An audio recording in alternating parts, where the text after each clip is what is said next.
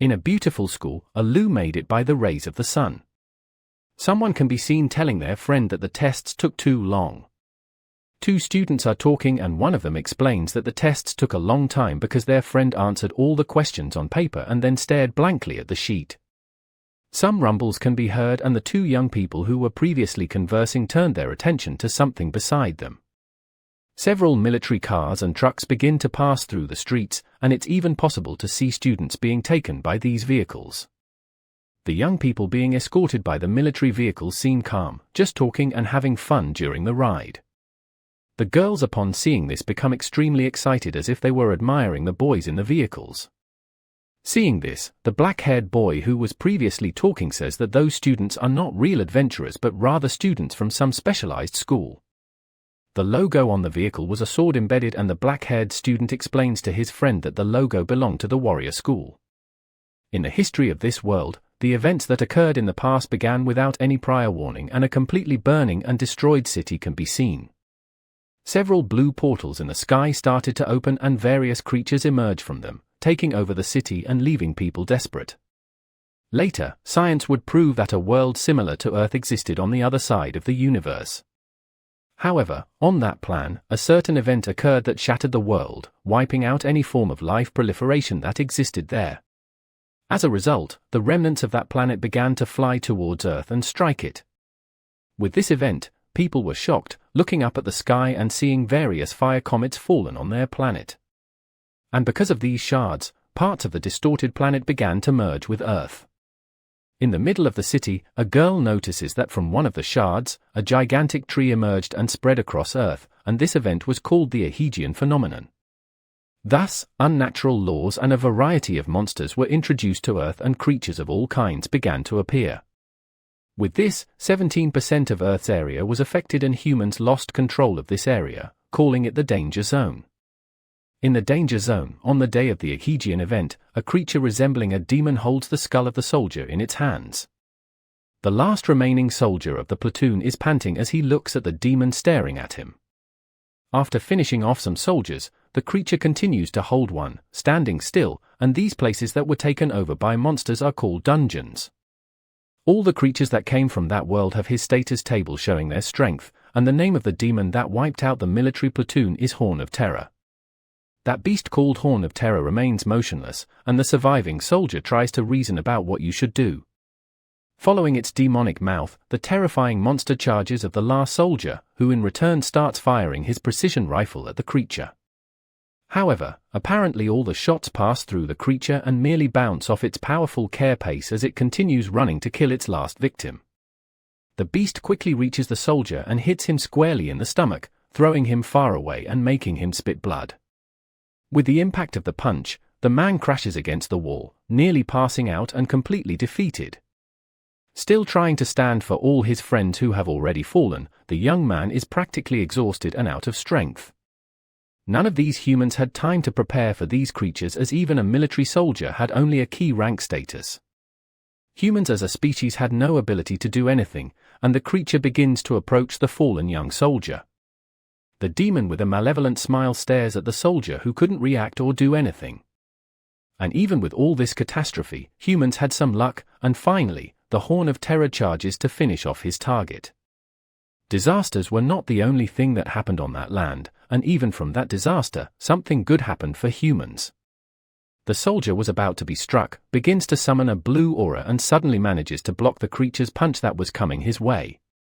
The natural limits that humans are born with as a species prevent them from reaching a very high level of evolution. And the limitations of that species' potential caused by Earth's natural law began to crack, and the soldier continues to hold the beast's attack.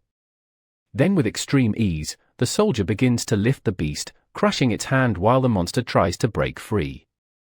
The man's status, which was previously only B and D rank, begins to rise exponentially, and the seal he had as a human starts to break.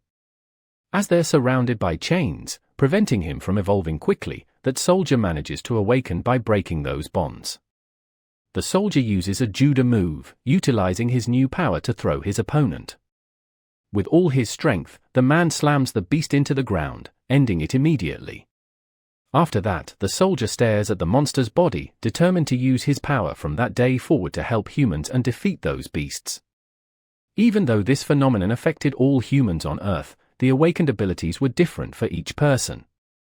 Some who awakened these abilities decided to train and improve their new powers.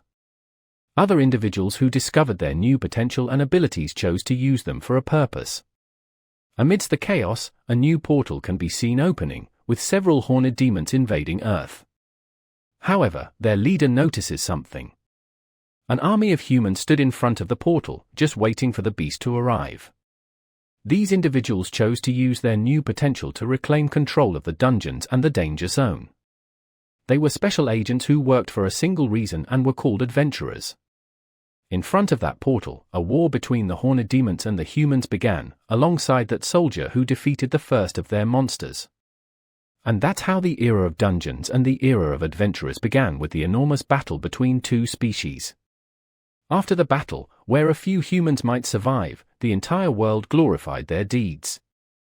Everyone was completely inspired by the strength and dedication, especially the first soldier who awakened that power and decided to fight against the beasts. Not long after that, organizations focused solely on training adventurers were established worldwide. The best among the training facilities for teenagers in the Republic of Korea was one in particular. They managed to produce the best adventurers in the last 25 years and was recognized worldwide as the Warrior School. We then return to the moment when the two friends were talking and one of them mentions that at that school, they even tell students what happens inside the dungeon. The black hair friend asks what happens if one of them dies, and his colleague replies that they have a reason to be confident since there's a test to enter it. However, before he could continue explaining, his attention is diverted to a group of girls who were screaming. The girls were completely in love with someone, claiming that this person was extremely attractive and had an indescribable beauty. This person was a blonde boy with large ears, a half-elf who was just sitting and being applauded by all those girls. The friends who were talking wonder what that was about, and his friend explains that the boy is always on TV. His name is D of Choi. His father is a famous adventurer and his mother is an elf. They say he's a genius and people talk about how he will reach the highest rank of adventures. The boy, with all his appearance and charisma, smiles at the girls, which makes them extremely excited.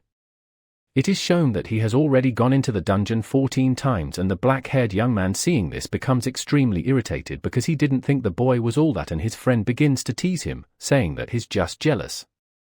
The black-haired boy starts arguing with his friend, but he ignores him, noticing that another friend was coming, and starts talking to the young man, inviting him to hang out. However, Jerry Young, a black-haired boy, says he couldn't go and hopes that at least his friends would have fun. The other black-haired young man starts teasing, saying that he couldn't do that after the exams and that he should just go have fun with them. But before he could continue talking, his friend with part of hair quickly punches him in the stomach, telling Jerry Young that it was okay for him not to go this time. Jerry Young, who was looking at his phone, shifts his attention to his colleagues, thanking them and saying goodbye.